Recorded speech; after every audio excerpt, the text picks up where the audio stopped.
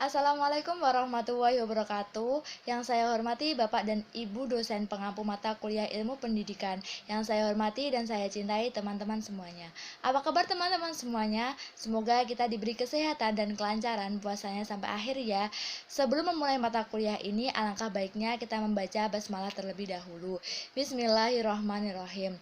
Baik, kami dari kelompok 6 yang beranggotakan saya, Nisa Atul Fitriani dan teman saya Naili Sakinah akan menyajikan tema yaitu interaksi dalam lingkungan pendidikan.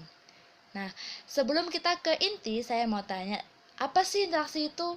Baik, jadi interaksi adalah suatu tindakan atau aksi yang mempengaruhi antara objek satu dengan yang lain. Nah, saya mau tanya lagi, kalau pendidikan itu apa sih? Oke, pendidikan adalah suatu proses pembelajaran pengetahuan, keterampilan, serta kebiasaan yang dilakukan suatu individu dari generasi ke generasi berikutnya. Jadi, interaksi dalam lingkungan pendidikan merupakan interaksi antara guru dan siswa, atau dengan kata lain, aktivitas sosial yang disebabkan oleh individu satu dengan individu lain, atau juga interaksi antara siswa dengan siswa dan antara guru dengan siswa dalam pertukaran atau pergaulan. Nah, interaksi di sini ada tiga, yakni interaksi yang terjadi dalam keluarga, sekolah, dan masyarakat. Kata keluarga, menurut Ki Hajar Dewantoro, keluarga berasal dari dua kata yaitu kalu dan warga. Kalu warga, yang berarti anggota atau sekelompok kerabat, yang terdiri atas ayah, ibu, anak, dan kerabat.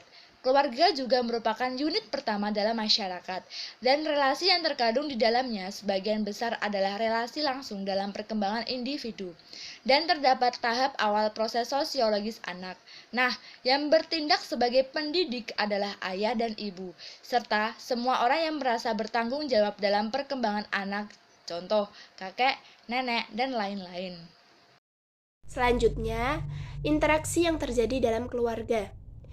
Nah, di sini saya cantumkan antara pendidikan dengan agama sangat berkaitan. Karena apa? Karena pendidikan agama sangat berpengaruh besar dalam membentuk pandangan anak. Di sini ada dua arah nih mengenai kegunaan pendidikan agama dalam keluarga. Yang pertama, menanamkan dalam arti pandangan hidup yang kelak mewarnai perkembangan jasmani dan rohaninya. Yang kedua, penanaman sikap yang kelak menjadi basis dalam menghargai guru dan pengetahuan di sekolah. Selanjutnya, interaksi yang terjadi dalam sekolah. Dalam sekolah, terdiri atas pendidik dan peserta didik.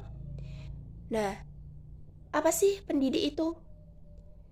Ya, pendidik adalah orang yang mengarahkan manusia kepada kehidupan yang baik, sehingga terangkat derajatnya sesuai dengan kemampuan dasar yang dimiliki oleh manusia. Jadi, interaksi yang terjadi dalam sekolah ini merupakan unit kedua setelah keluarga yang memegang pengaruh penting dalam pendidikan karena berpengaruh pada jiwa anak. Nah, di sini seorang pendidik menjadi jembatan ilmu bagi peserta didik. Adapun tugas pendidik, yakni yang pertama, membimbing peserta didik. Maksudnya, mencari dan menggali potensi dan minat bakat peserta didik. Yang kedua, menciptakan suasana untuk pendidikan. Ya, harus kondusif agar dapat menyalurkan ilmu dengan baik. Yang ketiga, memiliki ilmu yang diperlukan. Bukan sekadar hanya mengetahui, tapi harus diamalkan dan diyakini oleh diri sendiri. Dengan semua kualitas yang dimiliki oleh pendidik, diharap peserta didik dapat menjadi seorang ahli yang sesuai dengan kemampuannya, yang bisa berguna bagi dirinya, keluarga, dan nusa bangsa. Selanjutnya, interaksi yang ketiga, yaitu interaksi yang terjadi di dalam masyarakat.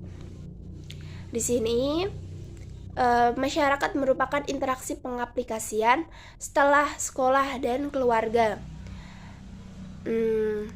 Masyarakat diartikan sebagai sekelompok orang yang hidup bersama dalam suatu komunitas yang tergantung satu sama lain untuk memberikan integrasi.